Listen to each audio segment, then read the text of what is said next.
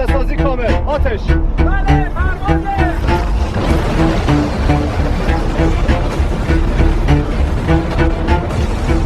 Serangan besar yang menargetkan fasilitas perawatan jet tempur Israel di wilayah Nevatim menandai eskalasi paling signifikan dalam beberapa minggu terakhir. Setelah Iran dan kelompok aliansinya melancarkan balasan langsung atas gugurnya seorang jenderal penting Hizbullah yang sebelumnya menjadi target operasi udara Israel. Dalam serangan gabungan yang berlangsung kurang dari 8 menit namun menghasilkan kerusakan strategis yang luas, sedikitnya 90 anggota Angkatan Udara IDF dilaporkan tewas. Sebagian besar adalah teknisi penerbangan, kru pemeliharaan, dan personel keamanan yang bertugas dalam rotasi malam. Otoritas militer Israel mengkonfirmasi adanya insiden besar di kompleks tersebut, namun menolak memberikan rincian lengkap. Sementara beberapa sumber internal menyebut bahwa serangan itu memanfaatkan celah sistem pertahanan berlapis Israel yang selama ini dianggap paling aman.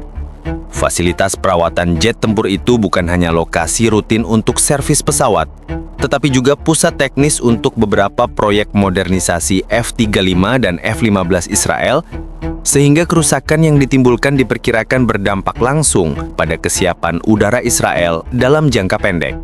Informasi awal menyebut bahwa kombinasi rudal balistik jarak menengah, drone kamikaze berdaya ledak tinggi, dan serangan elektronik turut digunakan dalam operasi ini, memicu kebingungan singkat di sistem radar Israel. Dalam waktu bersamaan, sirene peringatan gagal berfungsi di beberapa sektor, membuat puluhan personel tidak sempat melakukan evakuasi sesuai prosedur standar. Serangan ini dipandang sebagai respon paling terukur dan tepat sasaran dari Iran sejak meningkatnya ketegangan regional, terutama setelah kematian Jenderal Hizbullah yang dianggap memiliki kedekatan operasional dengan unit strategis Iran. Hingga sejauh ini, belum ada tanggapan resmi dari Washington, sementara situasi di beberapa pangkalan Israel terus diperketat. Di sisi lain, sejumlah negara Arab memberi sinyal bahwa eskalasi baru ini berpotensi membuka babak konflik udara yang lebih luas jika Israel memutuskan melakukan balasan lanjutan dalam waktu dekat. Serangan gabungan yang menghantam fasilitas perawatan jet tempur Israel memicu evaluasi mendalam di tubuh militer Israel, terutama terkait kerentanan pertahanan udara terhadap operasi serangan berlapis yang dilakukan Iran dan sekutunya. Dalam laporan internal awal yang bocor ke sejumlah media regional, investigasi menyebutkan bahwa Israel kehilangan kemampuan rotasi pesawat tempur dalam jumlah signifikan akibat kerusakan hanggar, jalur servis, serta runtuhnya 2 bangunan utama yang menyimpan komponen avionik vital. Situasi ini mempersempit kapasitas Israel untuk mempertahankan kesiagaan udara jangka pendek, terutama di tengah meningkatnya ancaman dari Iran dan kelompok afiliasinya. Para analis pertahanan menilai bahwa keberhasilan serangan tersebut mencerminkan kemampuan Iran memadukan alutsista serangan presisi dengan operasi intelijen yang memungkinkan pemilihan waktu dan titik serang paling efektif. Indikasi awal menunjukkan adanya pemantauan aktivitas pangkalan melalui satelit komersial serta drone intai dari jauh, sehingga Iran dapat mengidentifikasi periode di mana konsentrasi personal Israel paling tinggi di fasilitas tersebut. Di level regional, sejumlah negara langsung meningkatkan status siaga militer. Arab Saudi, Uni Emirat Arab, Yordania, dan Qatar dilaporkan melakukan peninjauan ulang pada infrastruktur pangkalan udara mereka. Mengingat pola serangan ini menunjukkan bahwa Iran mampu menembus atau mengalihkan fokus pertahanan udara Israel, yang selama ini dianggap sebagai salah satu sistem paling canggih di dunia. Di sisi diplomatik, eskalasi ini memberi tekanan kuat pada Amerika Serikat yang berada dalam posisi sulit. Washington didesak Israel untuk memberikan dukungan teknis lebih cepat bagi pemulihan armada udara yang terdampak. Namun pada saat yang sama, AS juga harus menghindari langkah yang memicu konflik regional lebih besar. Beberapa sumber diplomatik menyatakan bahwa AS kemungkinan akan mendorong Israel menahan diri dari respon cepat sambil mengevaluasi kembali strategi penekanan terhadap Iran. Sementara itu, Iran dan kelompok afiliasinya memanfaatkan momen ini untuk menunjukkan bahwa serangan mereka bersifat terukur, namun memiliki efek destruktif yang mampu mengganggu inti operasi militer Israel. Para analis pertahanan menilai bahwa keberhasilan serangan tersebut mencerminkan kemampuan Iran memadukan alutsista serangan presisi dengan operasi intelijen yang memungkinkan pemilihan waktu dan titik serang paling efektif. Indikasi awal menunjukkan adanya pemantauan aktivitas pangkalan melalui satelit komersial serta drone intai dari jauh, sehingga Iran dapat mengidentifikasi periode di mana konsentrasi personel Israel paling tinggi di fasilitas tersebut. Dalam konteks lebih luas, tindakan ini membuka babak baru ketegangan udara di kawasan Timur Tengah yang diprediksi tidak berakhir dalam waktu dekat. Serangan lanjutan dari kedua pihak dianggap sangat mungkin terjadi, mengingat Israel secara tradisional tidak membiarkan serangan besar berlalu tanpa respon. Namun, kompleksitas situasi politik domestik Israel dan tekanan internasional membuat keputusan balasan menjadi lebih rumit dari sebelumnya. Rekonstruksi awal dari serangan gabungan yang diluncurkan Iran dan sekutunya mengungkapkan urutan kejadian yang menyoroti sejumlah kelemahan kritis dalam sistem pertahanan udara Israel. Berdasarkan laporan teknis internal yang beredar di kalangan analis keamanan regional, serangan ini dimulai dengan peluncuran gelombang pertama drone kamikaze berdaya gangguan elektronik yang dikerahkan untuk memicu overload pada radar dan sistem deteksi jarak menengah. Drone-drone ini tidak dimaksudkan untuk menghantam target utama, tetapi untuk menciptakan kondisi kacau yang membuyarkan koordinasi antar satelit dan baterai pertahanan Iron Dome, David Sling, serta Arrow yang berada dalam mode siaga. 80 detik setelah fase pertama dimulai, rudal balistik jarak menengah ditembakkan dari beberapa titik berbeda, sebagian menggunakan lintasan rendah untuk meminimalkan deteksi. Laporan menyebut bahwa sistem Iron Dome gagal menjalankan intersepsi pada setidaknya 7 rudal yang melaju dengan kecepatan tinggi menuju fasilitas perawatan jet tempur.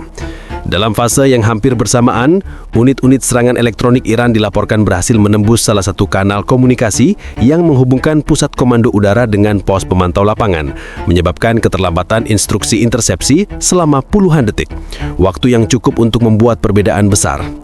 Data rekaman internal pangkalan menunjukkan ledakan pertama terjadi pada bagian timur hanggar, diikuti oleh runtuhnya struktur utama dalam waktu kurang dari 12 detik. Ledakan berikutnya menyebar ke area penyimpanan komponen mesin dan perangkat avionik, membakar sebagian besar peralatan yang sangat sensitif dan sulit diganti.